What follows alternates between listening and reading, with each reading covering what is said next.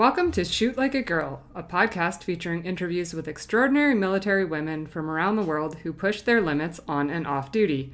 I'm your host, Kate Stewart, and this is episode number 19. Today's guest is Danielle Westcott. Danielle spent 17 years in the Canadian Armed Forces, first as a boatswain in the Navy, before remustering and attending paramedic school to become a medical technician. She was medically released due to a very serious back injury and a diagnosis of PTSD, but she has found a new purpose advocating for veterans and competing in archery. She hopes to compete at the next Invictus Games in 2023 in Germany. Steady, steady, nice and steady. Light, hill, cover. I'm a steamroller, baby. I'm a steamroller, baby. Just a rolling down the line. Just a rolling down the line. I'm a steamroller, baby. I'm a steamroller, baby. Just a rolling down the line. Just a rolling down the line. So you better get out of my way now. So you better get out of my way now. Or I roll all over you. Before I roll all over you. Danielle, thank you so much for being here today. I'm super excited to talk to you. It's good to actually finally get a chance to, we spoke about it a few weeks ago, to have a chat with you as well. So let's start by talking about where you grew up. So I was born in Newfoundland, and my parents divorced when I was young, and my mom and I moved to Dartmouth when I was 4 years old. So I grew up in the north end of Dartmouth. Okay, and what was your childhood like? What sort of activities or sports were you into? So childhood growing up in North End Dartmouth is very strange. When I was younger, obviously it was early 80s. It was really actually a family oriented neighborhood, albeit, a little bit rougher. I had a pretty decent life growing up, definitely into a lot of sports, but because I grew up, say, in a rougher neighborhood, my mom put me in Taekwondo when I was really, really young. I think that was kind of like a protective measure that she did. So I played a lot of sports, but Taekwondo was definitely kind of the main thing that I did growing up as a young girl in the North End. And did you have any family members that were in the military? That's the thing. The reason why we moved to Nova Scotia, my mom obviously wanted a change from Newfoundland, given her divorce. And I had an uncle, which was my mother's brother. He was an active military member at the time. He was radiology and ultrasound.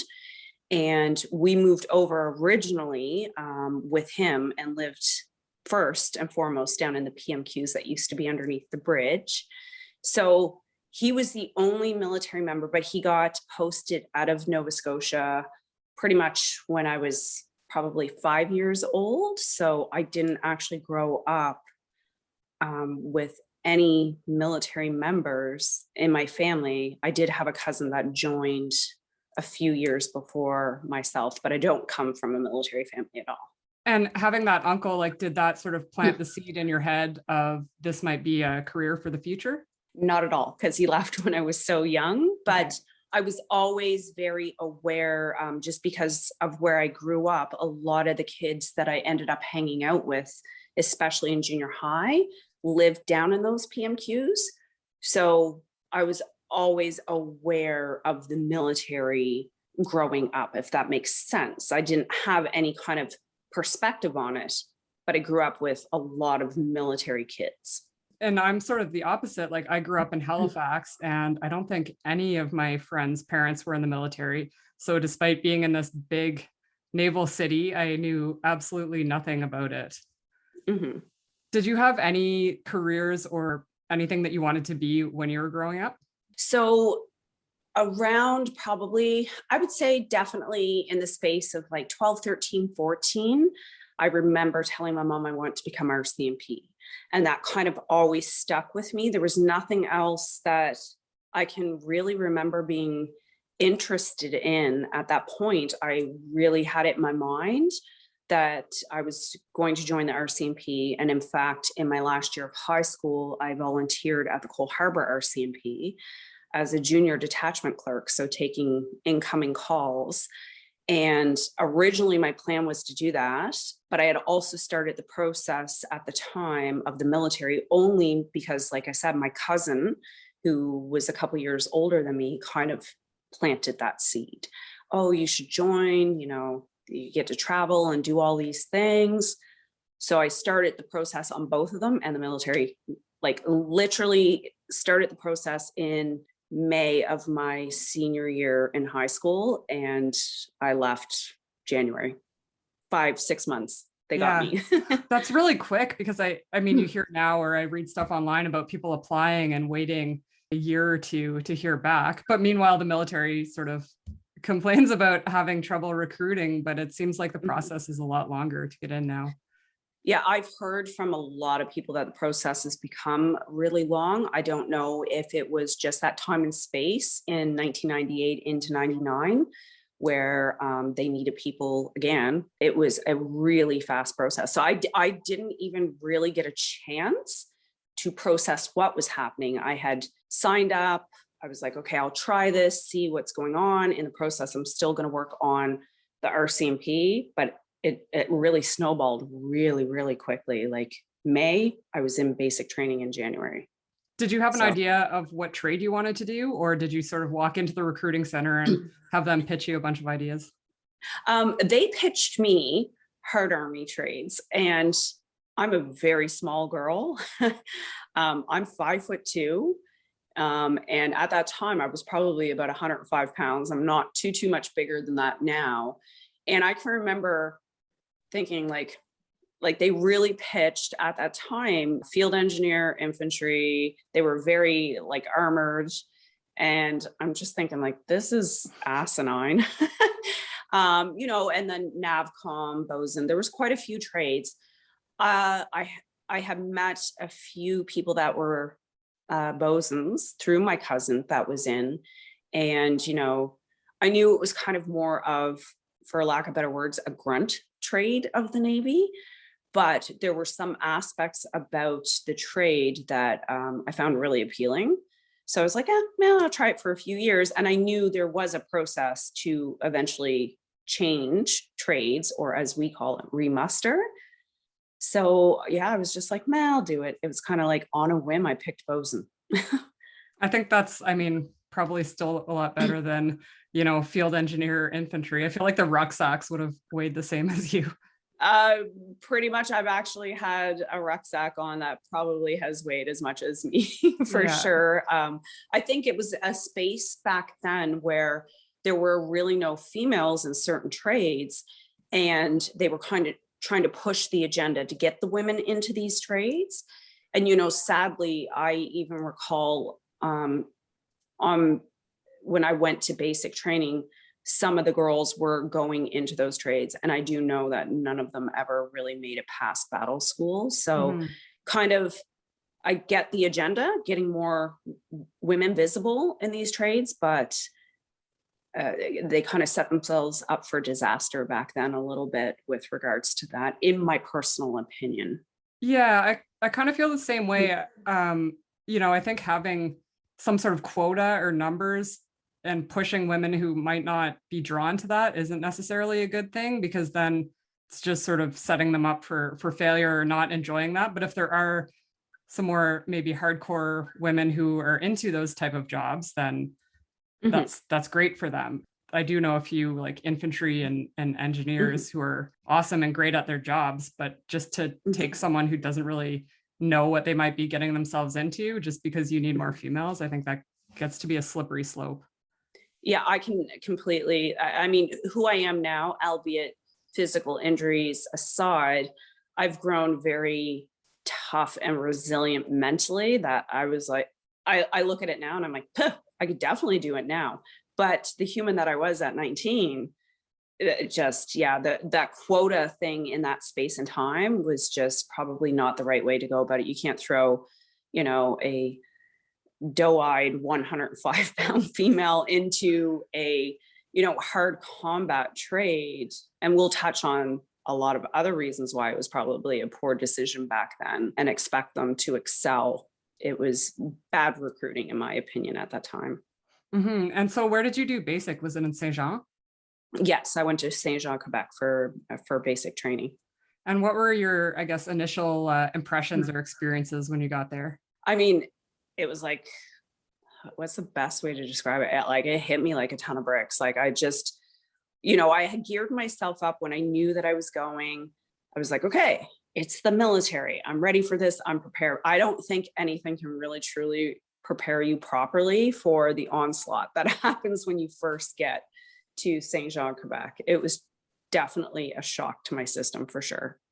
Yeah, I did my BMQ in Borden, so I didn't get the full mega experience, I guess. So it was a little bit different, but definitely coming from a non-military family and not really knowing what I was getting myself into. It was just like, the lack of personal time, I think, was a big one for me. Yeah, I think that, and I've spoken about this before in other forums. That was the biggest thing. I think, at the end of the first week, I got to call home and I got to call my mom. And I was like, I can't do this. And I think she took it maybe the wrong way, in that it wasn't so much that I couldn't do the work that was expected of me in basic. It was just, here I am. I grew up with the same people, the same kind of space and time. We all kind of, you're teenagers, you think the same, you dress the same, you do everything the same. And then you're thrown into this crazy chaotic space with people from all over the country. And it was just, that adaptation was really a shock to my system, right? Yeah, it was when I did mine, it was in the summertime. So it was a reserve BMQ. And a lot of the kids were literally kids like 16 and 17 years old. And it's like, oh, why are we getting in trouble for this? Because you guys can't just do what they're telling us to do, or just stop talking, and then we won't get extra push-ups or extra whatever, right? So in that sense, it was like, just listen to them, just do what they say, and it'll make it so much easier. Yeah. We started out, if I'm not mistaken, I think was 62 on my platoon, and we graduated with 31. I do know we graduated with 31, and the women were definitely cut in half. I think maybe there was only 11 women left, 11, 12 and around there.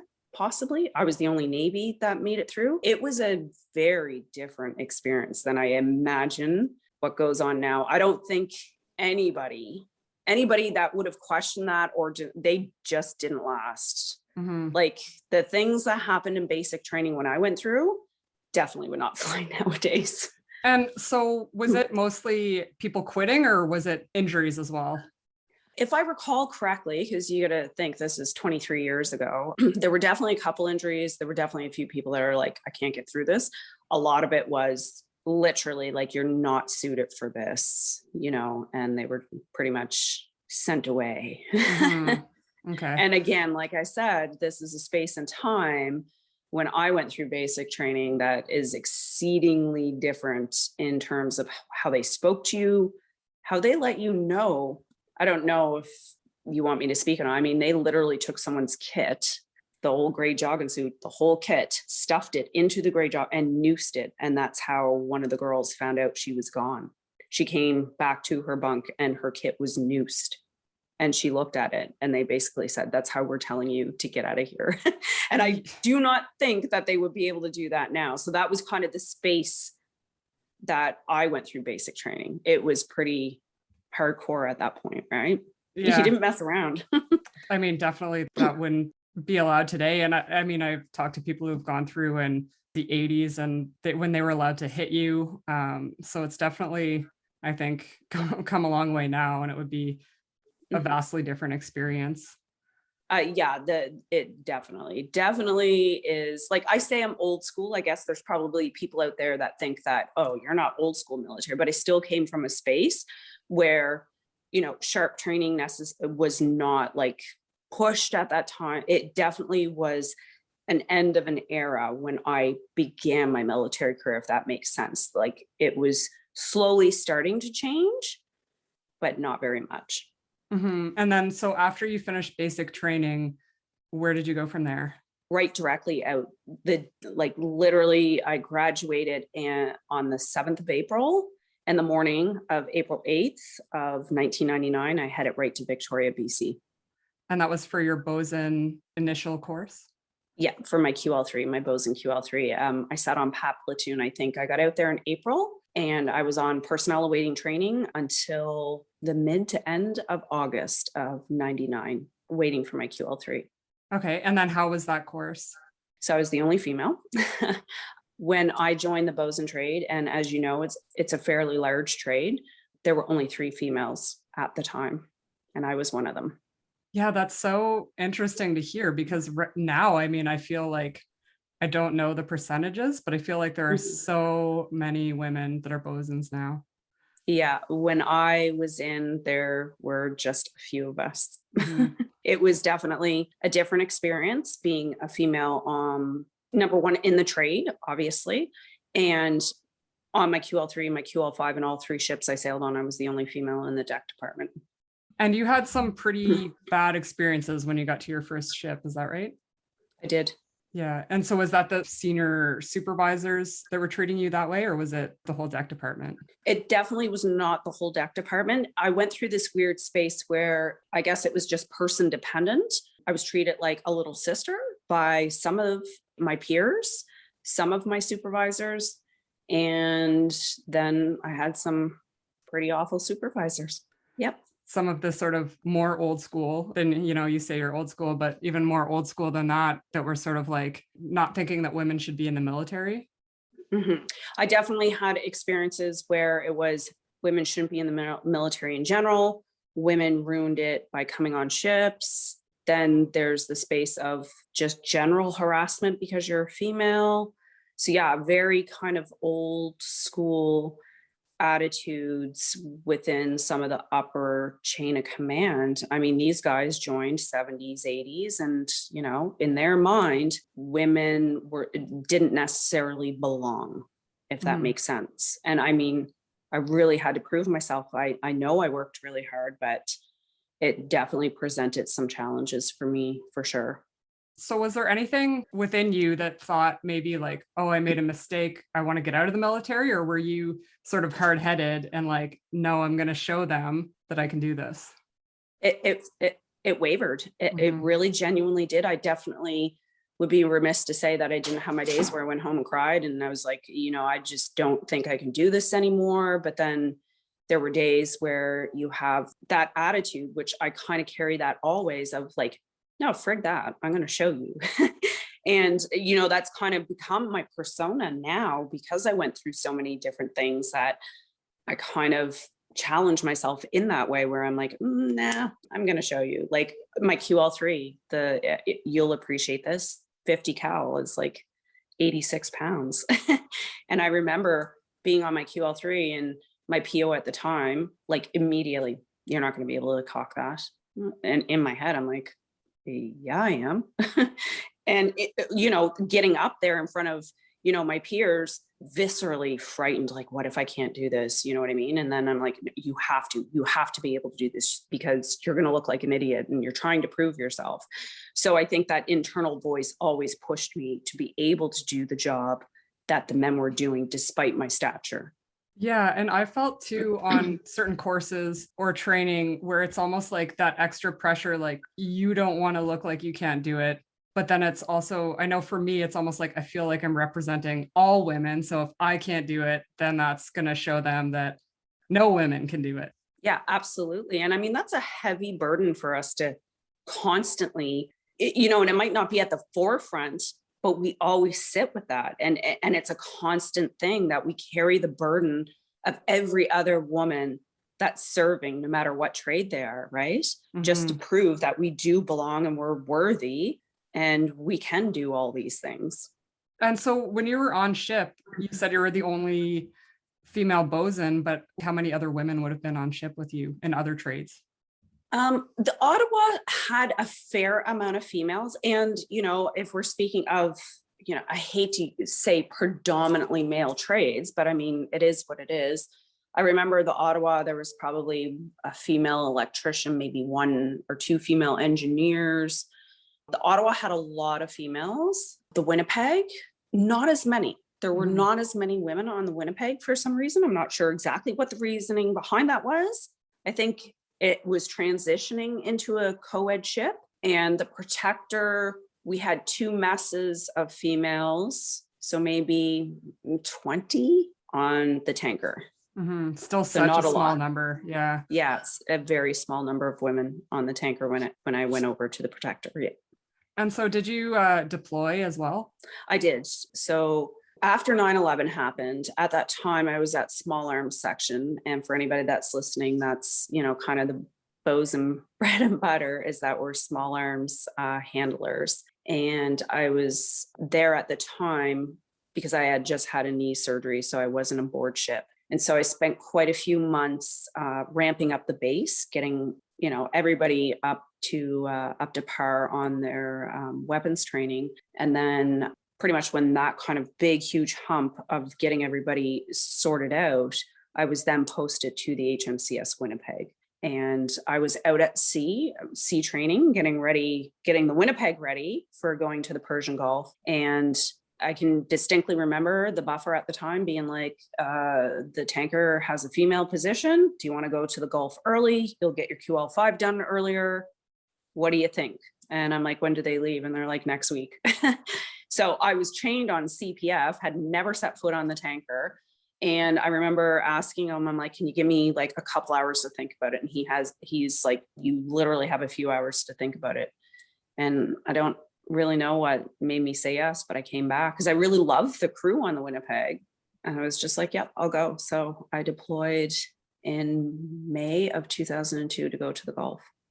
So that was a completely brand new ship that you weren't familiar with. Not only that, a new crew. Did you know anyone at all on the crew? I did know a few people. Like I legitimately put my kit on the boat on a Sunday and sailed Monday morning for 6 months to the Persian Gulf, never being on that class of ship. But luckily I did know a few people on that ship. Not a lot, but I did know a few people on that ship. That'd be nerve-wracking to do. I can remember, the couple days before leaving, trying to rush around to get, kit, all the things that, come along with getting ready to deploy. And I was excited though. I was excited, but because it's my first deployment, I was super excited, but very nervous for sure. Mm-hmm. How was that deployment for you? A duality of feelings with that deployment. I had some really great times on that deployment. And I know that's a very strange thing to say because you're in the middle of a war. Some scary moments on that deployment for sure. Yeah, it's one of those things. I think we all have those moments when we've been away where we feel like we're doing the right thing. We're doing the job that we were trained for. This is what we're meant to do. But then you also have your moments of like, oh, is this really why we should be here? So it was just overall, good deployment, but I also hurt myself on that deployment and kind of shut up about it. So yeah, I definitely mixed feelings about that trip for sure. Was that when you injured your back? Yes. So Okay. I hurt my back on that trip, but I was in the military in a space and time where the term sick, lame, and lazy was a massive thing. And what that means is, you basically sucked everything up and you didn't complain about stuff because you knew that these were career ending type things. So I knew that I was really hurt, but I managed and worked through it. And again, if I'm being quite honest about it, it also came back to my brain of, you're a female. If you let them know you've hurt yourself, you've just proven that you didn't belong here in the first place anyways. Mm-hmm. So you kind of bury that down. So did you see the medic on ship for painkillers or anything like that? Or was it just completely like pretending like I kept my mouth shut. I kept my mouth shut for many years. I mean, I had seen doctors over the years, oh, my back hurts a little bit, but I just didn't make a massive issue of it because at that point then, I'd been in a few years, I had a career, so to speak, and I was scared to death to lose it. And again, I can't speak on what it's been like over the past 5 years, but back then, 20 years ago, you really were fearful of saying the wrong thing or going to the hospital for the wrong thing. And I say that very lightly because we knew that was a ticket out. It was just a different environment. There wasn't as much care taken around keeping their members in, so to speak. Like you didn't really have a margin of error, if that makes any sense at all. Yeah, back then. it's sort of a common thing. I mean, even now you still hear about people being nervous to go and seek help, whether it's for mental health or even physical injuries, because there is still that fear that they're going to start the process and release you. And a lot of people don't want that, right? They want to stay in, but they want to just heal their injury. Yeah, absolutely. And I mean, I think for anybody that has never served or they're watching the news, and I mean, a lot of the mental health stuff especially has become more prevalent over the past couple of years. And I've definitely heard kind of like quietly like, oh, well, why are they all coming out now? Because we were scared shitless, excuse my language, to come out back then. I mean, there are people that are still a little nervous to say, I have some pretty severely heavy mental health injuries from my service, and it's 2022. So do you then, like, how can you not realize that people that served in, say, the 80s, 90s, early 90s, or up until now, ever felt comfortable coming forth with any injuries, mental health or otherwise? And I know a lot of people, well, I shouldn't say a lot, but I mean, you do hear of people who go and seek treatment on their own dime, whether it's mental health or whether they're paying a massage therapist for physical injuries or a chiropractor out of pocket because they don't want that on their military record. Yeah. And I mean, really that's kind of, it's so sad that you're in that space where you're always almost like fearful, like you're tiptoeing around these things to keep your career. So it's definitely, it was super, just speaking about my own personal experience, it was super frustrating because early on in my career as well, I knew that I was suffering from some mental health injuries. And my goodness, like if you think like I'm keeping my back quiet, definitely there was no way I was coming forward with any of the stuff that was happening to me. And so after that deployment, what did your next few years look like career-wise? When I got back from that deployment, I was involved with my now ex-husband, and we started a family. And I left the West Coast in 2004, which, I didn't really want to leave Victoria, but I had, like I said, a lot of bad experiences out there. And we came to Halifax. We were posted to Halifax. And then that's when I started thinking in my mind that I wanted to do a career change, but his career kind of came first. He was higher ranking and he was in the process of remuster. So, I kind of took on the mom role. I had, we then had another daughter. So I had two little toddlers and, trying to support his career change. So my ideas about what I wanted to do with my career and the changes I want to make kind of slowed down for a couple of years while he made his new career. You said on a previous podcast that you had been in Greenwood and you were working out with the Sartecs and you got to do a few jumps with them. Tell me about that. Yeah. So when I got to Greenwood, I had thought about, okay, well, I want to become a medic. And then I really got to learn while I was down there. I was an instructor in Greenwood because I was posted there actually compassionately because my ex-husband became a trade in the Air Force. So, again, another very strange experience. I go to Greenwood, it's an Air Force base, and here's this little Navy girl in an instructor's role. And I was like, okay, I want to be a medic. And then I was like, ooh, but Sartec, it's a medic, but they jump out of planes and they get to mountain climb and they get to dive and do all these neat things. So I started originally just training with one of the Sartecs from a physical standpoint to kind of prepare me for that. And I was blessed. I got to jump out of Hercs, didn't land with them, jumped out of them. I was like, this is definitely what I want to do. I knew maybe I'd have to put on a little bit more muscle because I was so tiny. I would have been a little unsafe under canopy, but I was preparing myself physically for that. And what actually put that to a dead stop is my eyesight. I don't have the vision to dive. So at any point, could you do laser surgery for that, or was that just not an option back then? It wasn't an option for myself only because what I have wrong with my eye is called amblyopia, and it's a neurological issue that should have been corrected when I was younger. And so I have V4 vision in my right eye, and there is no correction for it, unfortunately. So Yeah. And so then I flipped back to, okay, well, I want to do the NCM SCP program, which for people that don't know is the non-commissioned members subsidized education program. And I applied for that and I was accepted immediately and sent to civilian paramedic school. So what drew you to wanting to be a medic?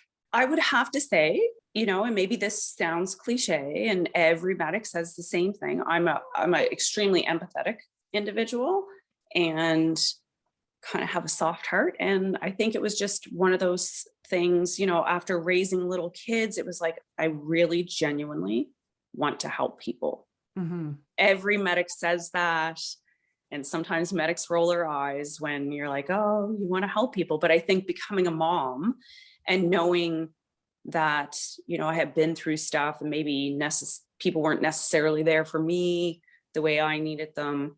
It was just that self-service. Like, I want to be of service. I think that was definitely the deepest reason why I want to do it. I want to really actually genuinely help people. Mm-hmm. That's a good thing for medics to want to say that, because I probably wouldn't want a medic that didn't want to help people. Yeah. So you're going to civilian paramedic school, but you're still in the military. What does that look like? Are you doing military training on weekends or break times? So no, actually, when you do the NCM SCP program, you're actually full-time student. So for 1 year, I was in civilians and doing my actual schooling. So I actually we reported to a superior about what was going on, but I was out of uniform for an entire year while I was in school. And did you enjoy that, or did you kind of miss aspects of the military? So on my paramedic program, there were only 2 military people. Oddly, I still had that connection. I was very proud of it. Like, I'm a military girl. I was very, very proud of it. But also at first it was a little strange to be going to school out of uniform. You got to think at this point, I had quite a few years in, but yeah, I definitely enjoyed it. I really loved paramedic school. I loved it. I really, at that point, more so than even joining the military, I was like, I found what I am definitely in love with. Mm-hmm. What did you like the most about it? Everything. As crazy as it sounds, everything. I love the academics. I'd be remiss to say that bosun isn't the most mentally challenging job. I mean, there are aspects of safety where you have to, turn your brain on when you're doing that job for sure. But I think it was academically, it felt good to be using my brain in that manner. I enjoyed just learning about the human body innately from the inside out. I loved everything about it. I think there are a lot of people that go through life and they just do a job and they just do that job. But I truly and genuinely and unequivocally felt like this is what I was meant to do. I fell in love with it. I don't know how to explain that visceral feeling of this is what I was meant to do. Yeah, there might be a few jokes about bosons in the military, but I mean, and it's a very challenging hands-on physical job. Mm-hmm. Whereas paramedic, that would be challenging physically and mentally. So you've got both sides there. Yeah. Yeah.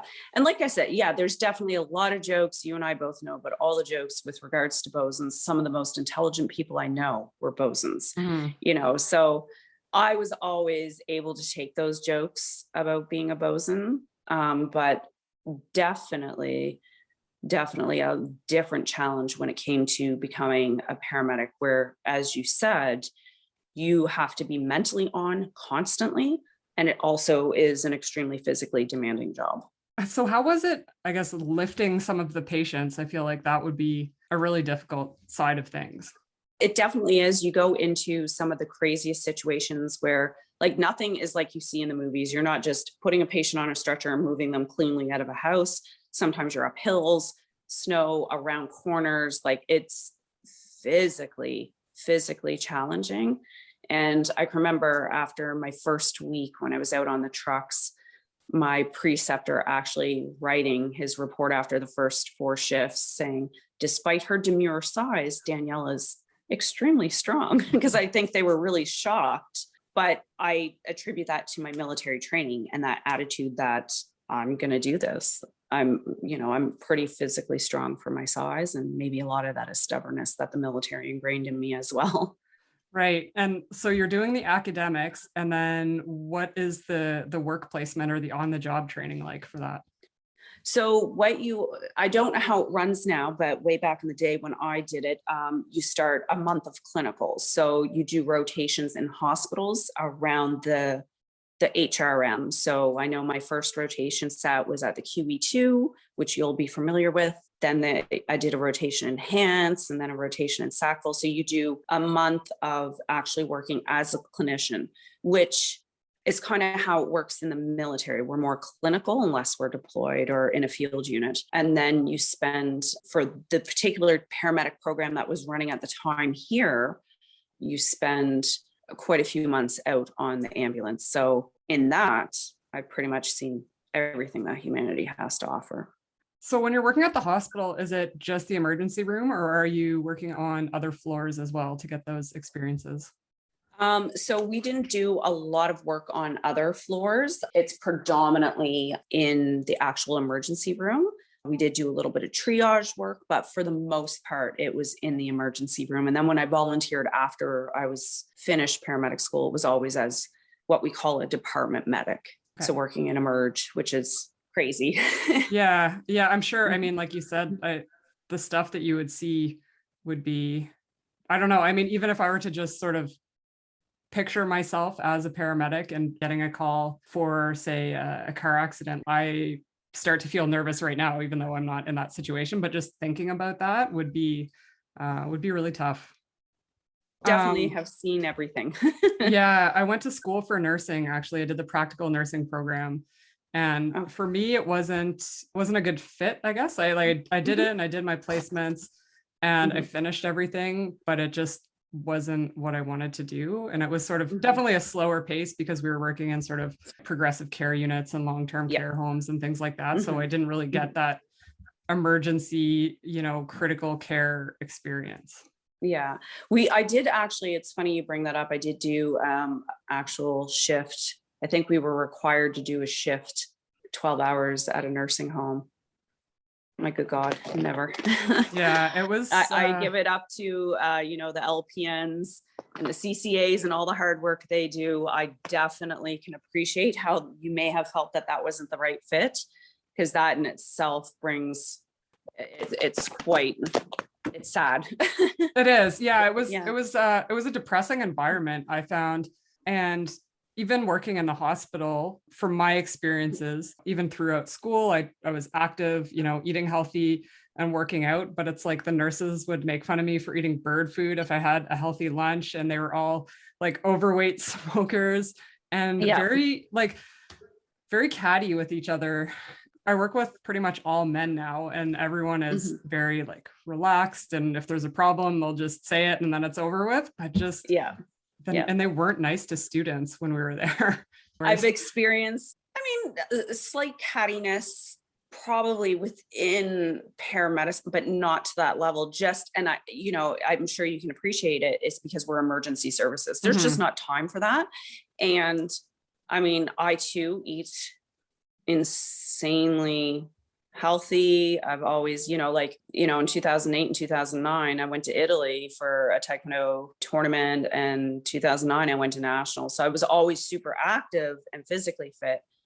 I was lucky. I didn't ever experience anybody kind of making me feel that way, but I do have friends that are LPNs now and in those positions. And yeah, it definitely is like a very strange, catty, toxic environment. And I wonder sometimes, if I'm putting in perspective, if that kind of sad, mundane sort of environment, just they lose their gratitude and their ability to be positive, and it just becomes the snowball, really awful, sad kind of workspace. Yeah, I think, and it would be, it's hard to deal with going from, working nights to working days. And I found I was getting headaches a lot because of the fluorescent lights and the smells in the hospital. It's just, I just couldn't work in that environment.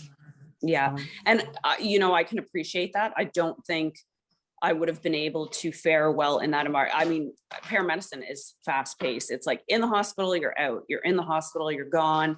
And I really loved it too, because every situation is so different and you have to be switched on all the time. I mean, you're literally going into someone's home and you got to figure out very, very quickly what's going on, how to deal with it appropriately, and get moving. So it's definitely a very different experience than nursing for sure. And so how would you manage stress, I guess, throughout the day or even at the end of a hard day as a paramedic? So that, again, it was much like the military, where I've definitely had calls that there probably should have been some sort of decompression. I know that they definitely are, they do that a lot more now, but I remember one of the particularly awful calls, and I've spoke about it before. They did something that was almost unheard of. They let the ambulance go offline. What they mean by offline is the ambulance is not in service for 2 hours. And that was just really so we could get out of our bloody clothes and shower and then right back to work. I mean, the guy that I was on the ambulance with at the time, he was phenomenal. Like, are you okay? And, the adrenaline and everything, I guess I thought I was for a lot of these calls, but really that was just the only decompression I had. Are you good? Yeah, I'm good. You good? Okay, let's get back out there. And then if you're not, and you do a whole bunch of those calls, I would imagine it would just compound. Yeah, I make the joke that it's like contained chaos that sits within me. And, I just, because of my military experience of not being able to talk about anything, you just bury it and bury it and bury it until you can't bury it anymore. Do you know if they've changed things now with regards to that sort of thing after calls with the paramedics? I was told by a few colleagues or peers that I know of that they've definitely made a lot of changes within the past few years with regards to making sure that people's mental health is good, directing them to mental health professionals and getting them the help that they need. But it definitely was not something that was in the realm years ago when I went through. Like I said, it was just like, you good? Okay. So much like the military, it was like that, shut up and deal with it. And you go through those spaces too, where you're like, well, I chose to do this. So therefore, why then am I affected by it? But we're human beings and we can't help how we neurologically process stuff. So that there's always that kind of internal fight where you're like, I chose to do these things. I chose to become a bosun.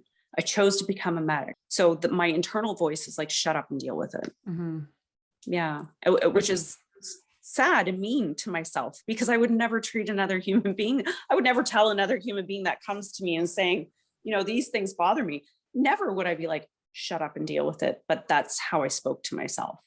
Yeah, I think a lot of us are guilty of that. There's that sort of a meme that's online, and it's just like, would you ever talk to another person the way you talk to yourself? And I think a lot of us have been guilty of having that really negative self-talk. Oh, my whole career. Yeah. Without, sounding kind of, I don't even know what the term like would be, like just self-deprecating. But yeah, I definitely, self-deprecating is just like, you chose to do this. And then the next day, but no, this is not okay. This is not normal, but you chose to do this. So it's always that internal crappy self-talk, right? Where I would beat myself up internally for the decisions that I made, knowing that no, this isn't okay, or the way that person touched you is not okay, or the way that person spoke to you is not okay, or what you've seen is not okay. But then I would go back to that space where you're weak, suck it up. Military, right? You're weak, suck it up, deal with it. You chose to do this. Yeah. Just because you chose to do it, that doesn't mean that it's okay. And I think people need to recognize that too, and be a little nicer to themselves.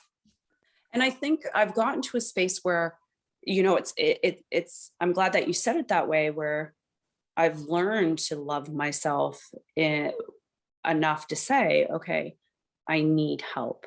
And that's when I became more comfortable saying, no, I have PTSD. It's part of who I am. I got to a space of self-love where I'm like, no, this stuff was not okay. And now let's move forward. And how do I learn to love myself and get the help that I need and move forward in my life in a healthy manner? And a lot of that, I think, is because people are a little more comfortable talking about mental health. I mean, like we were saying earlier, I think there's definitely been a huge shift in the last few years, but I mean, especially since like the early 2000s. There's still a lot of work to do for sure, but I think the progress is being made slowly. I definitely think it's forums like this for sure that definitely bring it to light. It's, mental health advocates. And it really, I feel like it's taken off exponentially over the past few years for sure. Even just the government coming out and saying, okay, we admit things were not right and we're trying to make amends. I think that in and of itself was like a precipice to push that agenda, so to speak, or not agenda, but the conversation forward that this stuff happened. We accept it. We apologize for it. And people are now a little bit more comfortable to say, okay, now how do we reach out and help other people to heal themselves as well? Going back to, you did your schooling and then your placements. So after that, were you posted to a base as a medic? Yes, I was in Stadacona. So Okay. I was at the base hospital at CFB Halifax working as a medic. Okay. And then how long did you do that for? And when did you get out of the military? I was released in 2016. So my back started to catch up with me. I had stopped doing a lot of sports. I had morphed after 2009 when I went to nationals. I ended up picking up CrossFit, and CrossFit was in its infancy then. So then I was pretty hardcore into CrossFit. And I just, my back, like I said, had bothered me over the years to the point where, and people that have the same injuries will understand. When I would sit, I would place a water bottle under my hip, like all these things to try and alleviate this electrifying pain that I felt shooting down my leg. And again, just not dealing with it. And it just all came to a head in 2013. I ended up having emergency surgery. I met with a surgeon, and a week later I was having surgery. I had lost the function of my left leg. Oh, Mm-hmm. so that was, you'd waited all that time and it was just that bad. It was just that bad. So I had what they call a discectomy laminectomy, where they just snip pieces of the offending discs, hoping to alleviate the pain off your sciatic nerve being the biggest nerve in your body. It runs down your legs. Obviously, all the function from the waist below is provided by the sciatic nerves. And I did really well. What had happened, though, is 3 months after my surgery, I was asked to go to the field in Gagetown. And again, being who I am, my aspirations at that point were eventually to become a PA, which is a physician's assistant. I'm not going to say no. Mm-hmm. I knew I wasn't ready to go back. I knew from a medical standpoint, being a medic, I was supposed to heal for 6 months to a year, but the push was to have me in Gagetown. So again, I sucked it up and I pretended that I was healed enough to go do it. And I wasn't. And so I re-injured my spine. And again, for about a year, tried to do the best I could to ignore it and pretend I was okay, and had to follow up with my surgeon. And he's like, this is awful. I need to go into your back again. So I had a revision of that surgery in 2015. It did not help at all. And then in January of 2016, he was like, you have no integrity in your lumbar spine. And I had a spinal fusion, and they inserted titanium rods into my lumbar spine to give it the stability. And 6 weeks after that, the military was like, peace out, after 17 and a half years. There was no process. It literally, I wasn't even healed from a spinal fusion. And I turned my kid in the day before that surgery, and that was it. 6 weeks later, I was done. That's so insane to me that they would do that fast to someone. It was that abrupt. And so that in and of itself, on top of all the stuff that I had dealt with for almost 18 years, truly felt like a slap in the face. And I would be remiss to say that I didn't tumble down the mental health spiral a little worse immediately afterwards. I really went to a really dark space because I had all these feelings. Like, I tried to do the best I could. And I really felt like that piece of kit that you return to stores. It was just like, you're no good anymore, and goodbye. And it was very, very hard to deal with. I lost my career, a career that I loved, And I felt really throwaway. And I know a lot of veterans feel that way. Some people kind of get lost in the process. Like I got out from a spinal fusion with no family doctor. There was no continuity of care at that point. And they have gotten better about it, but there was no continuity. It was just like, you're in, you're out. There was no bridge. Does that make sense? Yeah, for sure. I mean, you would think that, there would be some sort of transition period. I mean, ideally, when I think about it and I listen to the problems with like retention and manning problems that they say that they're having, I understand universality of service and people need to be fit to do a certain job. But I think if you injure yourself on the job, there should be some other option for still being able to serve in some sort of role that you can do, so that you don't, like you said, you just felt discarded, so that doesn't happen, right? Yeah. And I can completely appreciate universality of service. For all the things I've learned about myself over the past couple of years, I do not fit universality of service, whether it's mentally or physically. But yeah, I'm glad that there seems to be a smoother transition over the past few years for veterans getting out. I think maybe the push from Veterans Affairs, they recognized that a lot of us felt that way. And I think that feeling will always sadly sit with me a little bit, that feeling of, I gave everything to you. I tried, I worked really hard for you, and you made me feel like a service number, and that's it. And I really, at the end of the day, that's what we are, right? That's my feelings with regard to it. It's just like, I wasn't a person. I was that number, and that's solely it. And that number is now it's not good anymore. I had that feeling, and I still struggle with that feeling. So what was the process like for you? I mean, after you got out and you were saying you were sort of having some mental health struggles. So what was that process like to overcome that or work through that and sort of find some routine or normalcy back in your life? Well, like I'm blessed in that I have some really great people in my life, like some really good people. And it's really sad because you and I both know that there's many veterans out there that didn't have that. Sadly, after I was released, and, I was released, like I said, with the PTSD and my back, a duality, because, I had started seeing somebody about all the things that I had gone through previous to getting out. I failed really bad. And, my mental health team decided at that point that maybe I should do a trauma program. And so I attempted that twice, a trauma program, and it just unfortunately was not the right fit. Again, I was in a space where I was the only female in a cohort. You're not going to open up about certain things in a space where it's all these men. Yeah. The two times I attempted to do this trauma program, at the facility that I went to, I was the only girl again. So it was very frustrating because I just couldn't talk. I couldn't talk about certain things, in that it felt like the same kind of stifling environment that I had in the early 2000s.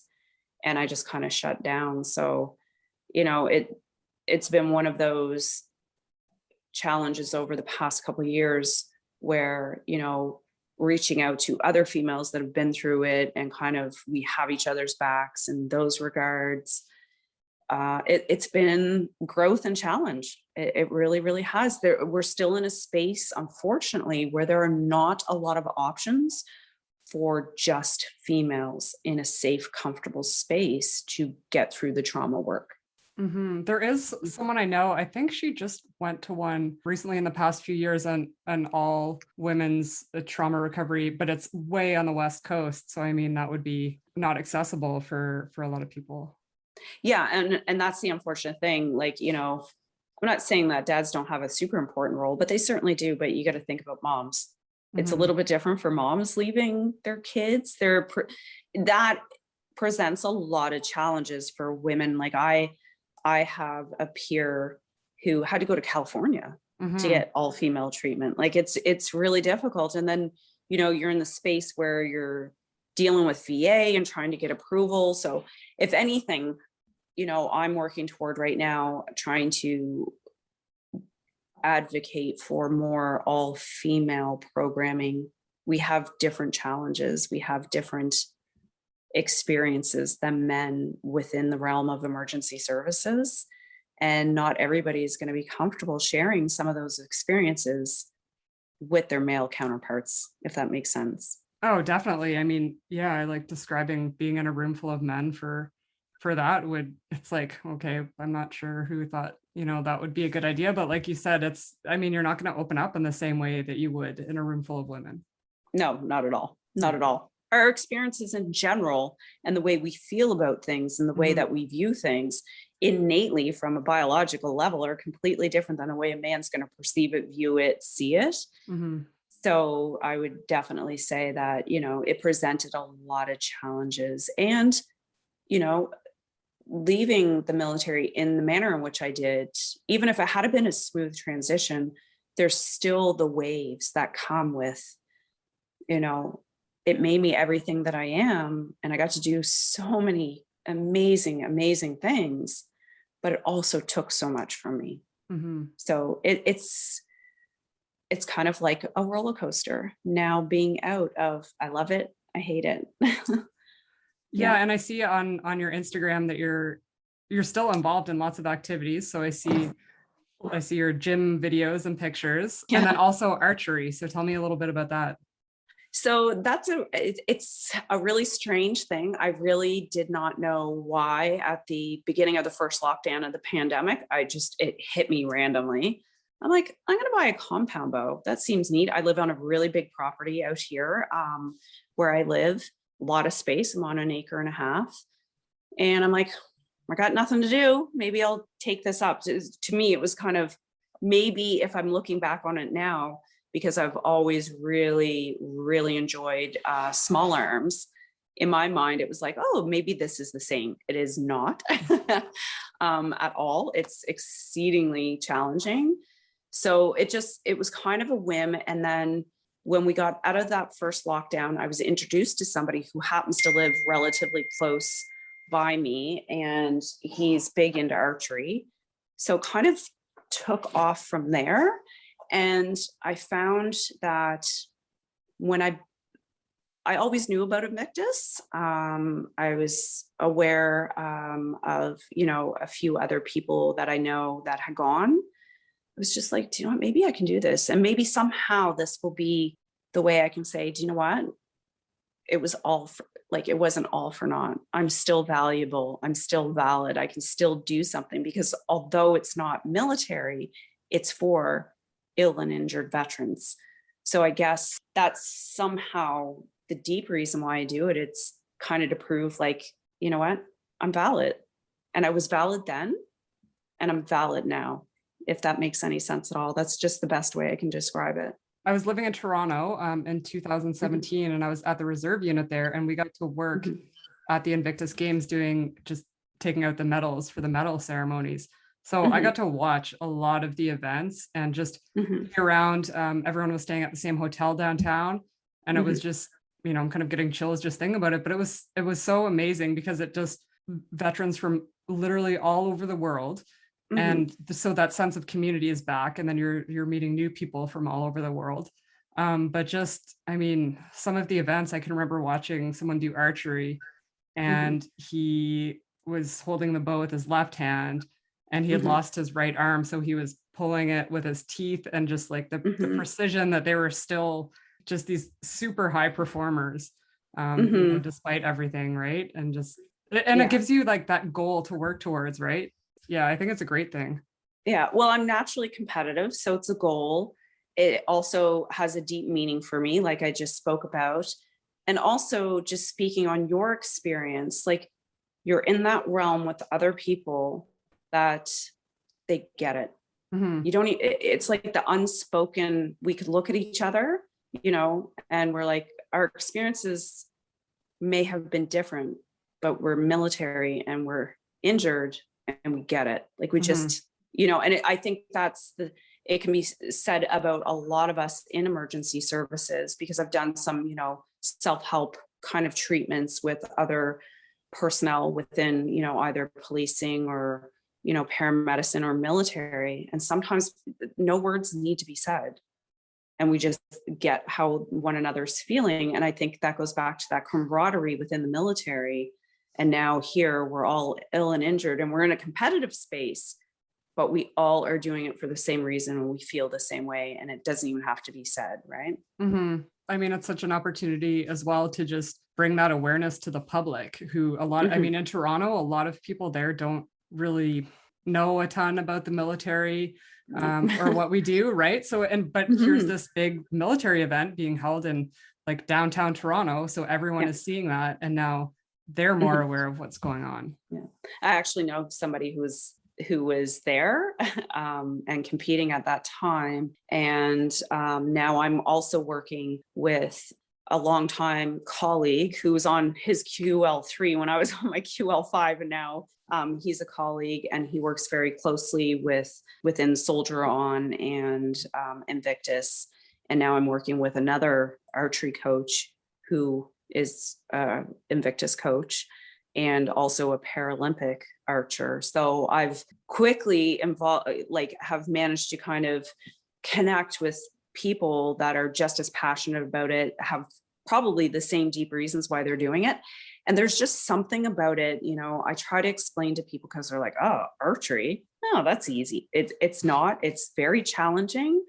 It's not like shooting a 9mm where, you can be fairly accurate. Like everything has to be just so. And I think the biggest thing that I enjoy about it is all space and time disappears because you have to be so ultra focused on what you're doing. And you have to have amazing body proprioception.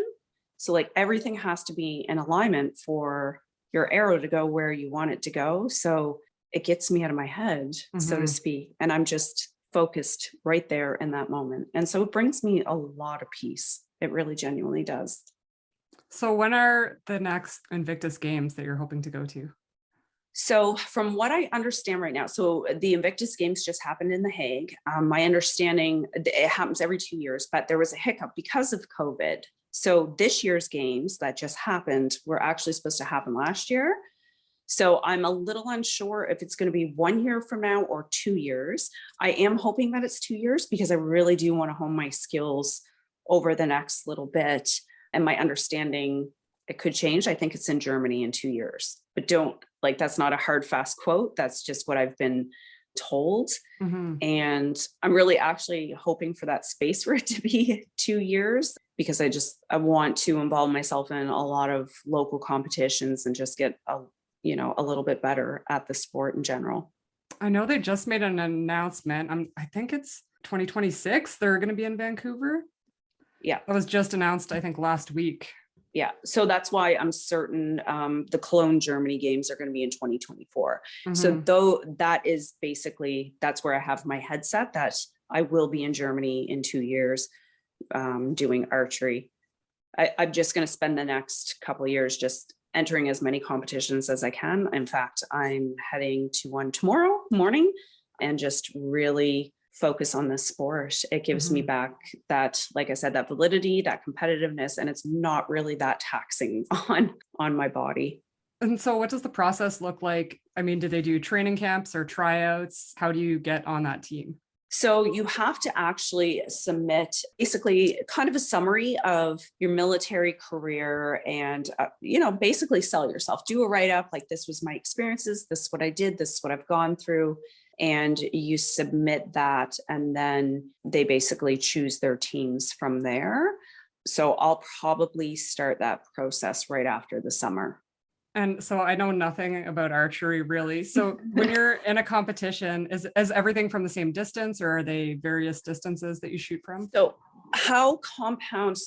recurve archery is basically, I guess, what we would call traditional archery. So if people were to think of archery, they think of the big, long wooden bows. And that's essentially what it is. I mean, they're a lot more technologically advanced now. I do compound, which is more target shooting. So there's two types of competitions. There's either target shooting where you're shooting at a bullseye type target, and there's different scoring that's involved. And then there's what's called 3D archery. So really it sounds cool, but you're shooting at big foam animals and it's more the idea of the hunting side of it, but it's still competitive where, if you have a foam animal, you have a certain spot where it would be humane to dispose of that animal. And that's where you aim, right? So you have to aim at the spot where it would be an impact kill. It sounds so awful because I'll never hunt. But that's how that scoring is done. And in 3D archery, so for instance, tomorrow, all these targets will be set up at completely different ranges. So you have to use what's called a range finder. You have to mark your own range. You have to set your bow to that range. And then you take your shot. And the point system is varied on whether or not you get it in the humane kill spot or outside of the target area. So it's two different types of competition. Invictus obviously is not 3D archery, it's target archery. But I'm still trying. I find the 3D target archery very challenging because the distances go a lot longer and they're varied. So I feel like it gives me a different skill set to go back to target shooting. I mean, looking on, Instagram, it seems like bow hunting has gained so much popularity, and it's like, not that I can say anything about it because I mean, I guess it is sort of a humane way, and I do eat factory farmed meat sometimes, so I can't say anything about it. But I mean, archery does seem like that. Any sports I find that are focused on that like deep focus and precision, I find I'm sort of drawn to, so maybe I should try it someday. I advocate strongly for you to try it. And mainly I feel it's very strange because when I first took an interest in it a few years ago, maybe it was just the fact that I'm so interested in it now, I notice more of, like you said, these super popular bow hunters, and we know a lot of really famous people are into it. I'm not sure how that morphed into it, if it's more recognizable because it's an interest of mine. But it does seem to have gained some sort of kind of speed or popularity. I advocate for people to try it solely based on the premise that it's calming. And, I've gotten a few people into it and they're like, oh, I get it. You can't get it until you get it, so to speak. You really do got to try it. I think it's that, like you said, that intensity of concentration. There's something very cathartic about it, like just hyper focused on this one thing and everything else is just kind of like gone, floating out there. I really love it.